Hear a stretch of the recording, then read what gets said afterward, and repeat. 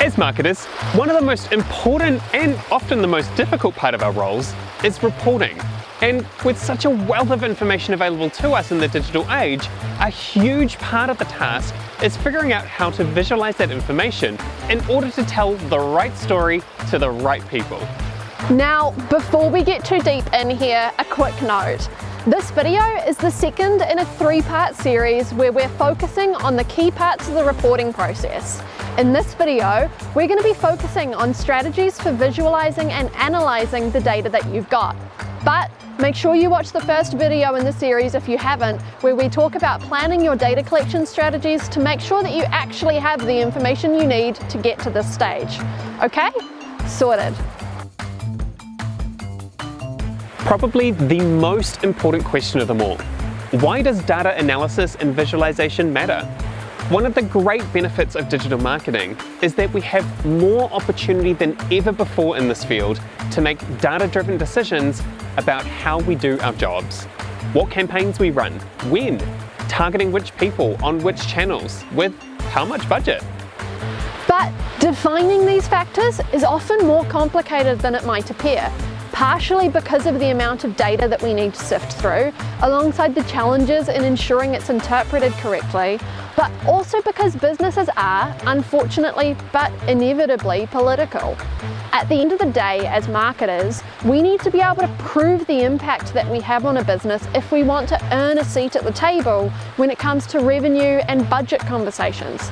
And it's really hard to hold your own in those situations if you're up against someone with hard numbers to support their request for budget when you just have pretty pictures. We need our businesses to look at us as revenue drivers, not cost centers, to see the budget assigned to our department as investments with a proven track record of returning well on that investment.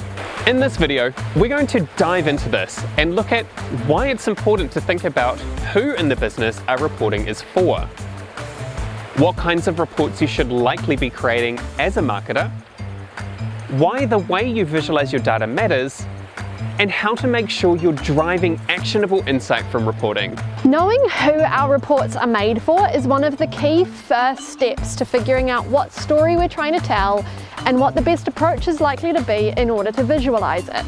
To better understand our audience, we should look at two common approaches to creating reports: top-down and bottom-up. Top-down reporting focuses on business goals and objectives. It's reporting that is typically targeted towards executives and managers, people in charge of making sure that the business is meeting its objectives.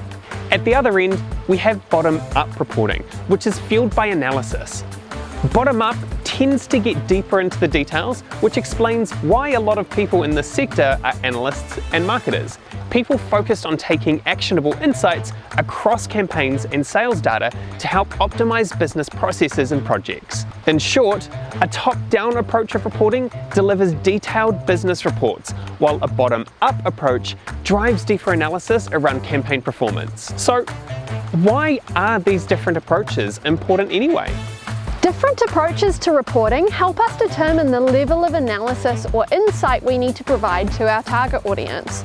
A CEO doesn't need to understand the impact of a landing page A/B test, but a marketing manager definitely needs to understand whether the results are statistically significant so they can improve the conversion rates of not just one, but potentially hundreds of other landing pages. Knowing who our end user is helps to ensure that we're crafting the right kind of story. Now that we better understand our audience, it's time to focus on what our data is telling us.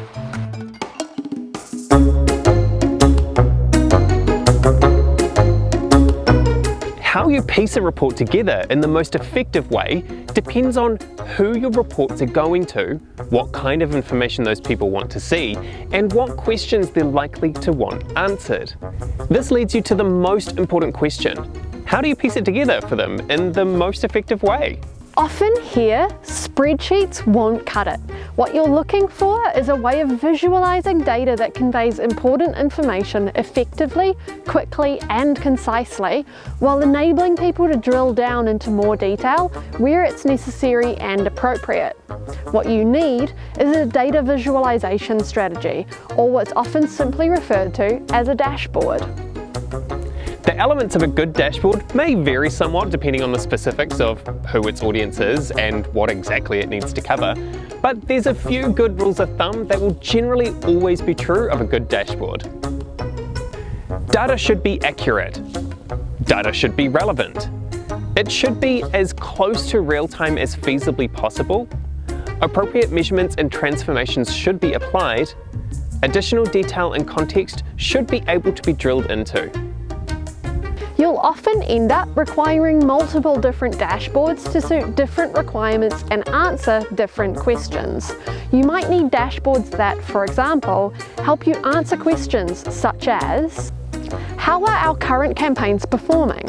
Which channels are most effective at driving new leads? Which ones are the most effective at driving late-stage sale progression?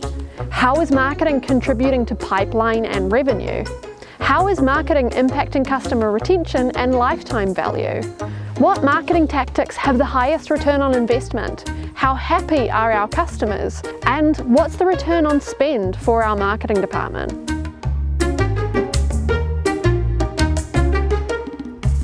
Getting started might seem like a daunting task at first, but it doesn't have to be an insurmountable hurdle. Start simple and expand from there. You might have a specific piece of data visualization software in your tech stack. If so, that's great. But regardless of whether you do or don't, you can achieve a lot of your needs here directly within Adobe Marketing Engage. It has fantastic out-of-the-box reports that can operate as basic dashboards to answer many of these questions.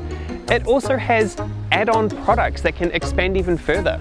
Performance Insights is a great tool to look at multi-touch and first-touch attribution of revenue back to key programs and channels, and to source clear overviews of how your campaigns are performing. Revenue Explorer is a slightly more complicated but slightly more grunty tool and allows you to perform pivot table analyses on almost anything in Adobe Marketing Engage, creating all sorts of graphs and dashboards out of the insights. Next, have a plan for what dashboards you think you'll want to create and select which one will be the first cab off the rank.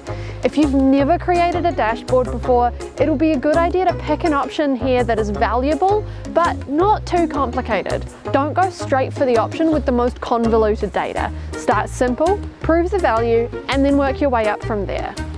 Once you know these things, you'll want to consider some of the following questions. What do you need to know, and in how much or how little detail? What visualizations will give you the best feel for the information? Will you need to drill down into any of the data? This will start to give you a guide for how your dashboard should be structured, what will live where, and how key pieces of data will be visualized. Once you have this, you can start getting data into the right place and the right format to power your dashboard.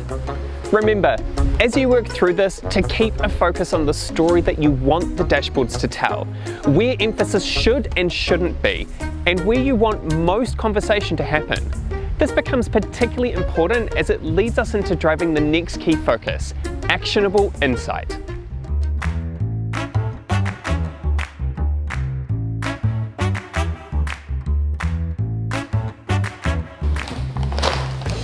Actionable insights are meaningful findings that result from analysing data. They help to highlight what actions need to be taken to prove or disprove a hypothesis that you've developed. And while most insights are helpful, not all are actionable. Actionable insights don't come from having a lot of data or information. They're created by analysing information, drawing a bunch of conclusions, and then making informed decisions from them. Actionable insights are super important for a number of reasons, but mainly because they help you make strategic decisions that create positive impact on your business. So, how do we create actionable insights? We're going to look at the 3 key steps we can take to highlight actionable insights from our reporting. First, we want to look at how insight can lead to action. And this process is all about critical thinking and looking at the story our data is telling us. Here's an example. We all know how busy the Christmas holiday period can be, and for a lot of us, our data tells a similar story. Our marketing team created more campaign activity. We launched a new product, and our campaign ad spends increased to drive more urgency through this period. This all sounds great, but it also makes it harder to distinguish between what exactly caused the increase in sales. Was it the lift in ad spend, the new product line, or was it all a correlation and the Christmas holiday period is just busy? What's our action? It's to create reports and dashboards that help us identify whether we're better spending just before or during the holiday sale.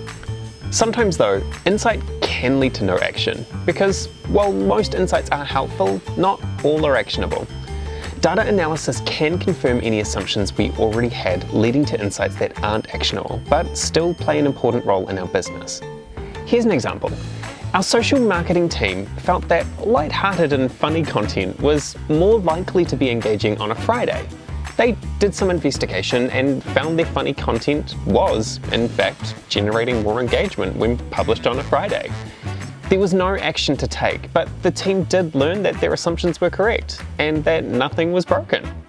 And finally, sometimes insights lead to a brand new hypothesis. Diving into our data can help us figure out whether our strategy is actually working or not. If we're able to prove our hypothesis true or false, then we might need to redefine our approach and strategy, which is an actionable insight in itself. Here's an example. Our marketing team hypothesized that delivering emails at 9 AM local time across the world would improve our opening rates. But the data didn't support the theory, and we got a lot of very mixed results when we compared the engagement data to campaign sends across randomized sending times. When we dove deeper into our research, we discovered that different cultures start work at very different times and have very different work routines. So, we reframed our hypothesis that aligning campaign send times with the cultural work patterns in a region would improve open rates. At the end of the day, most marketers want to have meaningful impact with their work, and figuring out the right way to tell that story through reporting is one of the most critical skills we can develop. So, hopefully this video has given you some clear steps that you can apply to your day-to-day when it comes to establishing who your reports are for, how to frame and visualize them, and how to derive actionable insights from them. Stay tuned for the third and final video in this series. We'll be focusing on how you can go about optimizing your marketing as a result of your reporting. In the meantime, happy automating!